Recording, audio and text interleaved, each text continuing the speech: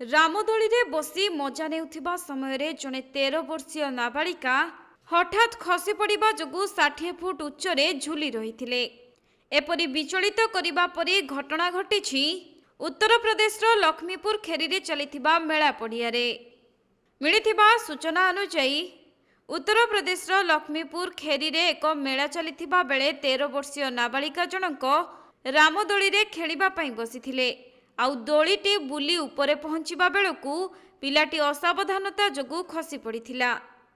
तेबे नाबालिका जनक खसी पड़िबा परे तांको चुटी लुहारे गुड़ेई होई जाइथिबारु से 60 फुट उच्चरे झुली रहिथिले आउ चुटी फसी रहिथिबारु से जंत्रणारे छटफट होई चित्कार करुथिले। सेपटे आखपाखरे थिबा लोकमाने पिलाटी झुली रहिथिबा देखि समस्ते चित्कार करि उठिथिले। परे लोकंको पाटी सुनी ऑपरेटर दली को अटकाइबा सह धीरे धीरे ताहाकु तळकु आनी पिलाटीर जीवन बंचाइछंती एवं संगे संगे पिला को उद्धार करा जाई तुरंत हॉस्पिटल रे भर्ती करा जाइथिबा जणा पड़िछि। तेबे वर्तमान समय रे विभिन्न स्थान रे विभिन्न मेला बसुछि आउ सेठारे नाना खेलना मान रखा जाइछि।